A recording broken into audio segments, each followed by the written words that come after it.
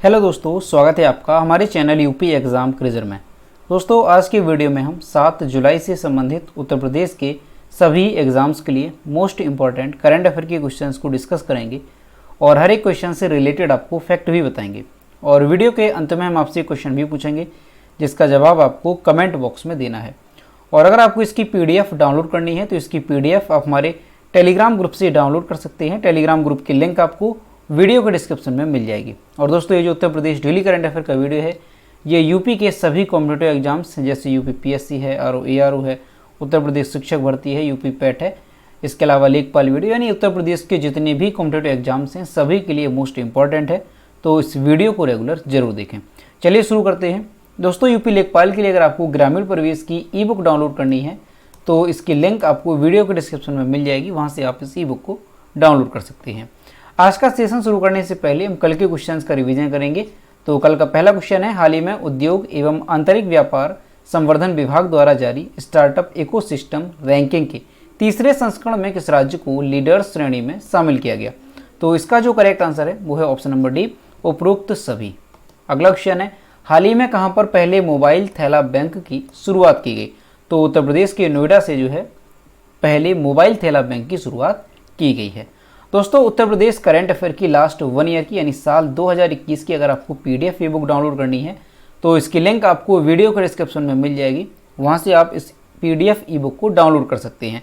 इसके साथ ही अगर आपको उत्तर प्रदेश करंट अफेयर की लास्ट 6 मंथ की यानी जनवरी 2022 से लेकर के जून 2022 तक की PDF ई-बुक डाउनलोड करनी है तो इसकी लिंक भी आपको वीडियो के डिस्क्रिप्शन में मिल जाएगी, तो वहाँ से आप ये दोनों PDF ई-बुक डाउनलोड कर सकते हैं। और दोस्तों, इस PDF ई-बुक को अगर डाउनलोड करने में कोई प्रॉब्लम होती है तो साइट पर आपको WhatsApp नंबर और ईमेल मिल जाएगा जिस पर आप कांटेक्ट कर सकते हैं। अगला क्वेश्चन है, राज्य के किस जिले की जयती जैन ने मिस नॉर्थ इंडिया 2022 का खिताब जीता? तो ये जो है गाजीपुर की रहने वाली है। अगला क्वेश्चन है, हाल ही में मिशेल पूनावाला को किस प्रतिष्ठित पुरस्कार से सम्मानित किया गया? तो जो मिशेल पूनावाला है इन्हें जो है अभी शिरोमणि पुरस्कार से सम्मानित किया गया। ऑप्शन नंबर डी यहाँ पर करेक्ट होगा। अगला क्वेश्चन है, पहली भारत नेपाल भारत गौरव पर्यटक ट्रेन को निम्न में से किस रेलवे स्टेशन से हरी झंडी दिखाई गई? तो अभी जो है सफदरगंज जो रेलवे स्टेशन है सफदरजंग, तो वहाँ से जो है पहली भारत नेपाल जो गौरव पर्यटन ट्रेन है इसे जो है हरी झंडी दिखाई गई है। अगला क्वेश्चन है, किस राज्य सरकार ने SM कृष्णा, NR नारायण मूर्ति और प्रकाश पादुकोण को पहले कैंपेगौड़ा पुरस्कार देने की घोषणा की? इसका जो करेक्ट आंसर है वो है ऑप्शन नंबर सी, कर्नाटक सरकार ने। अगला क्वेश्चन है, UK संसद द्वारा किस भारतीय को आयुर्वेद रत्न पुरस्कार से सम्मानित किया गया? तो UK संसद द्वारा जो है, नाम ध्यान रखेंगे आप, तनुजा निसारी, इन्हें जो है आयुर्वेद रत्न पुरस्कार से सम्मानित किया गया है।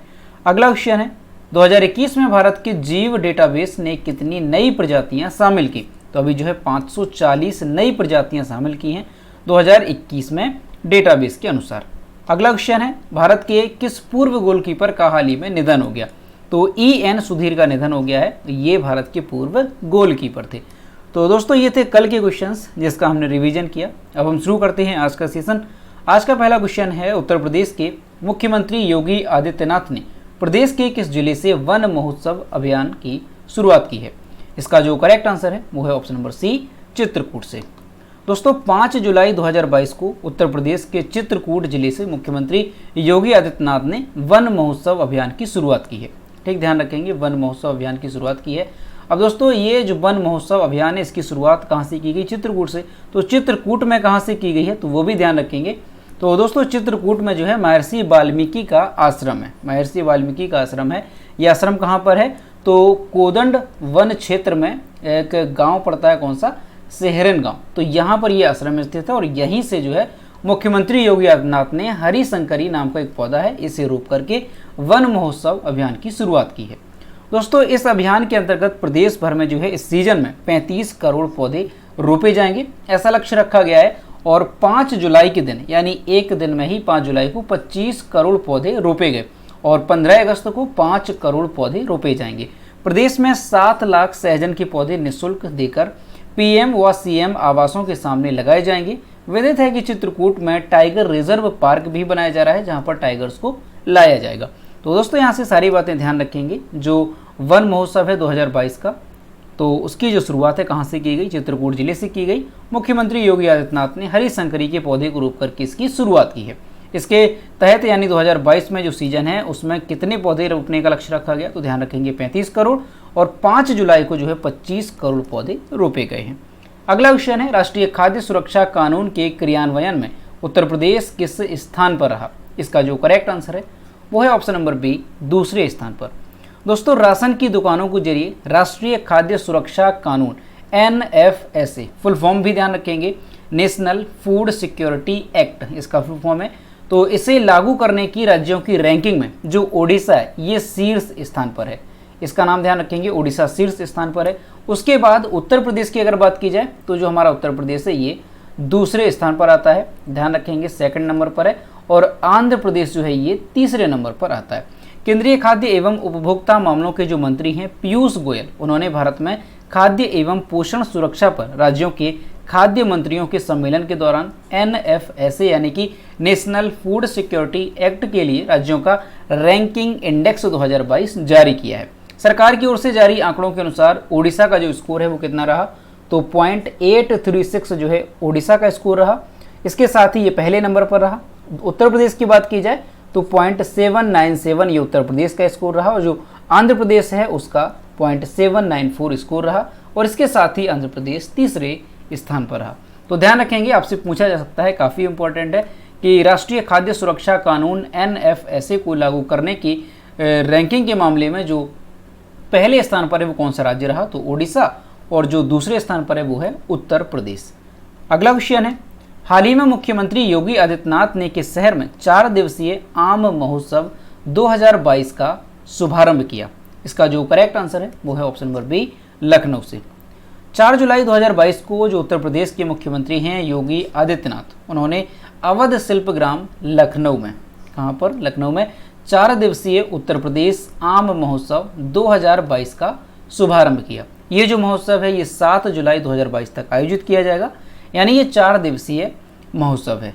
आम महोत्सव के माध्यम से जो है आम के उत्पादन को लेकर के, प्रसंस्करण को लेकर के, विपणन, निर्यात एवं गुणवत्ता में वृद्धि के सभी जो आयाम हैं इस पर संबंधित विभाग के जो अधिकारी हैं, जो वैज्ञानिक हैं, इनके द्वारा आम उत्पादकों के साथ विचार विमर्श किया जाएगा और उन्हें इन सब के बारे में जानकारी प्रदान की जाएगी। यानी आम के उत्पादन से लेकर के विपणन, निर्यात और गुणवत्ता में कैसे सुधार किया जा सकता है, तो इन सभी मुद्दों पर जो है उन्हें जानकारी दी जाएगी।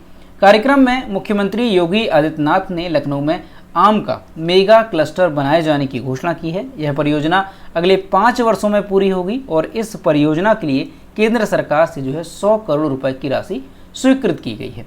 तो यहाँ से ध्यान रखेंगे, आपकी जो मुख्यमंत्री योगी आदित्यनाथ हैं उन्होंने 4 दिवसीय उत्तर प्रदेश आम महोत्सव 2022 का जो शुभारंभ है वो कहाँ से किया, तो लखनऊ में इसका शुभारंभ किया गया है।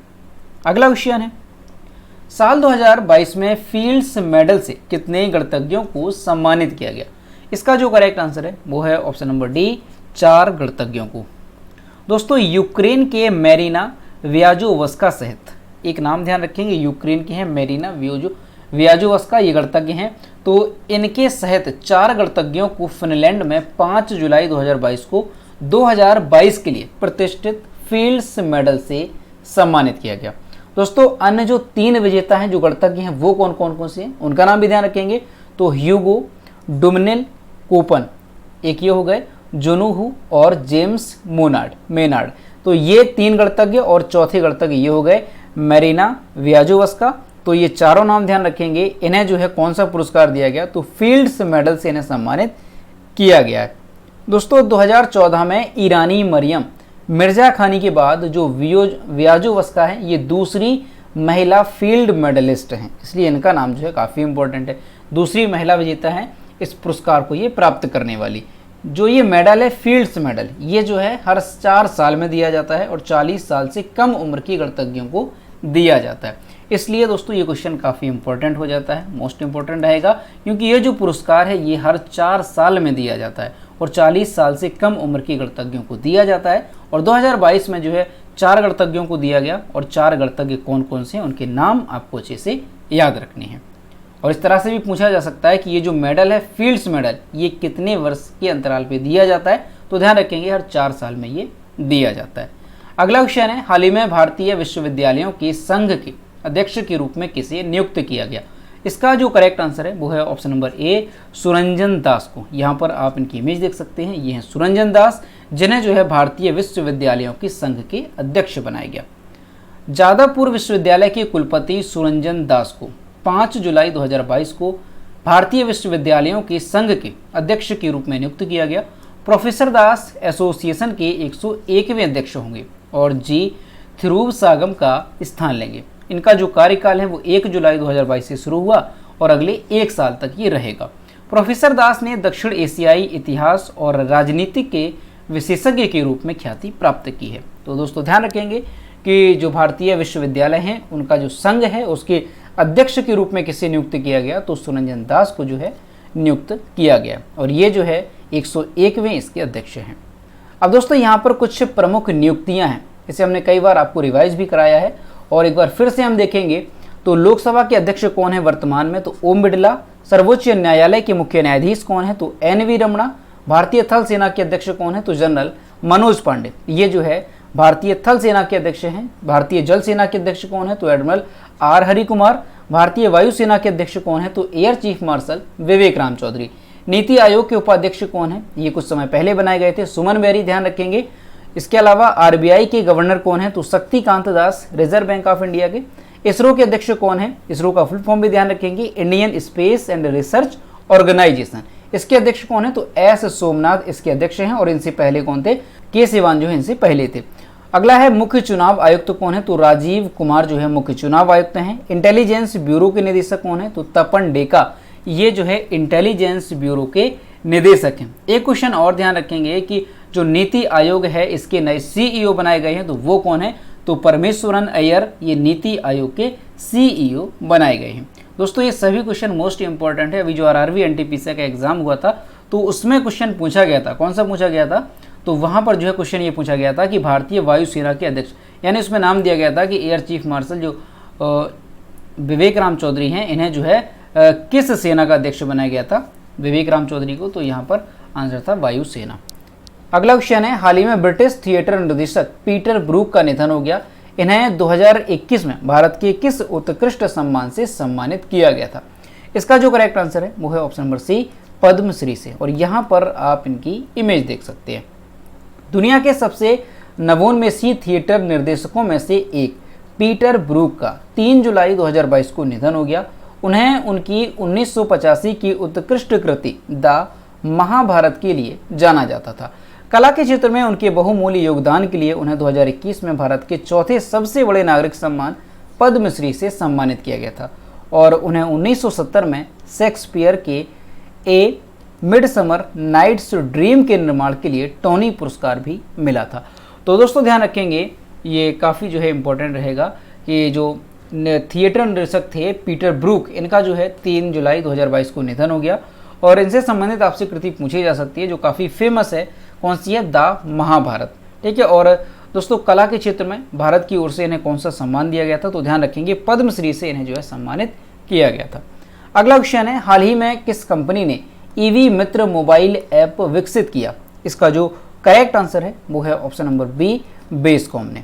बेस्कॉम जो बिजली कंपनी है, इसने हाल ही में कर्नाटक में ईवी चार्जिंग स्टेशनों के बारे में जानकारी प्रदान करने के लिए ईवी मित्र मोबाइल ऐप विकसित किया है, जिसमें इलेक्ट्रिक वाहनों को रिचार्ज करने के लिए प्रत्येक स्टेशन में शुल्क की जानकारी का भी उल्लेख किया गया है।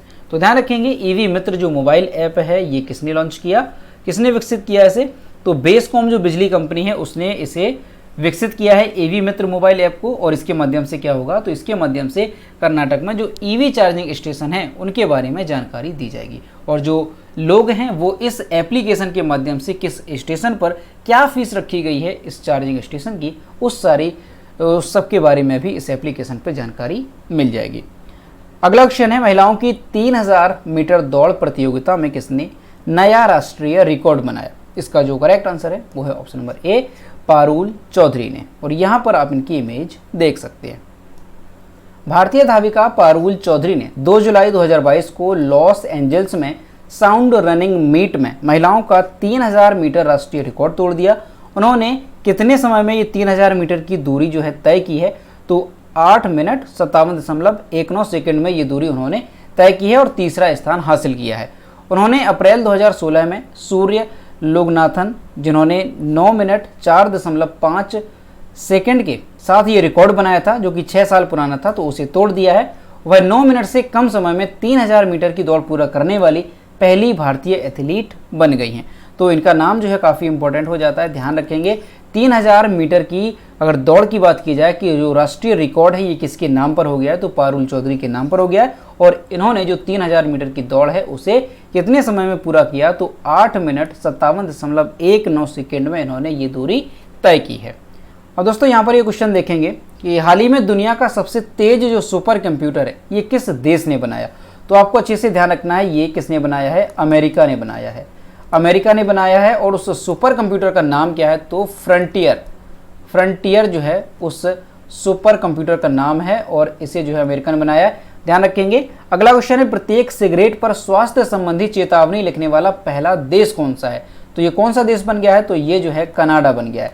ध्यान रखेंगे, कनाडा जो है ऐसा देश बन गया है जिसने प्रत्येक सिगरेट पर जो है स्वास्थ्य संबंधी चेतावनी लिखी है।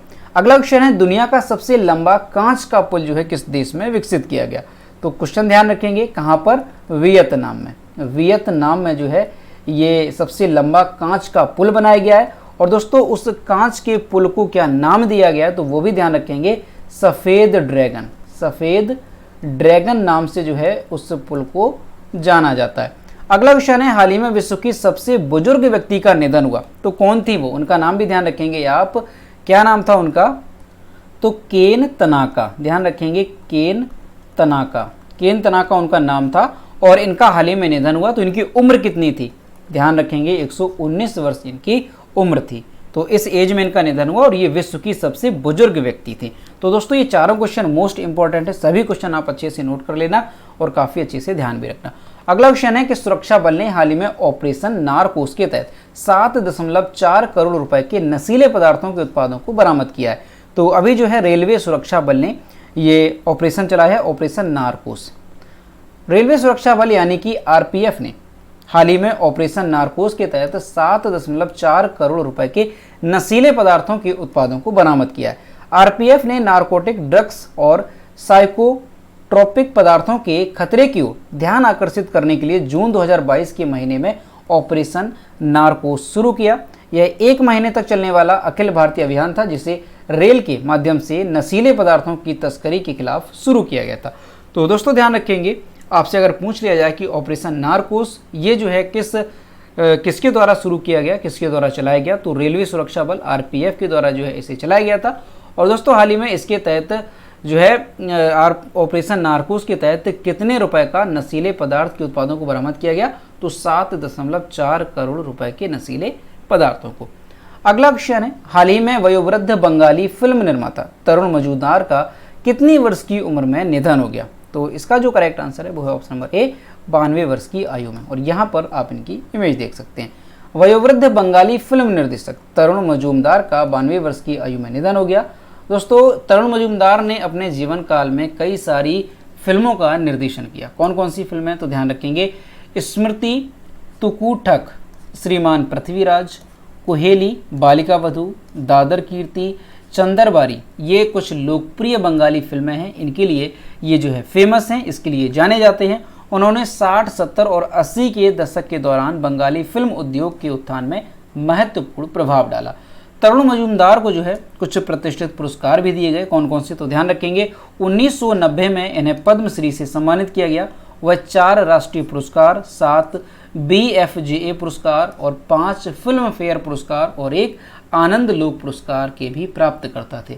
तो दोस्तों ध्यान रखेंगे, आपसे अगर पूछ लिया जाए कि तरुण मजूमदार का निधन हुआ, ये कौन थे? तो ये बंगाली फिल्म निर्देशक थे और इनका जो है 92 वर्ष की आयु में निधन हो गया। आपसे पूछा जाए कि पद्मश्री कब दिया गया, तो 1990 में इन्हें पद्मश्री से सम्मानित किया गया।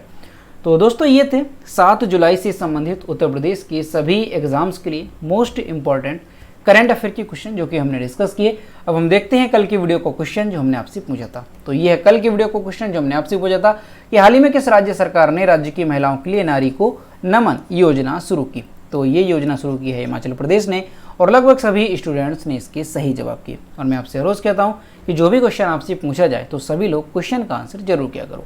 तो ये है आज का क्वेश्चन, निम्न में से कौन सा राज्य के कर्मचारियों पेंशन भोगियों के लिए चिकित्सा बीमा योजना मेडिसेप योजना शुरू किया।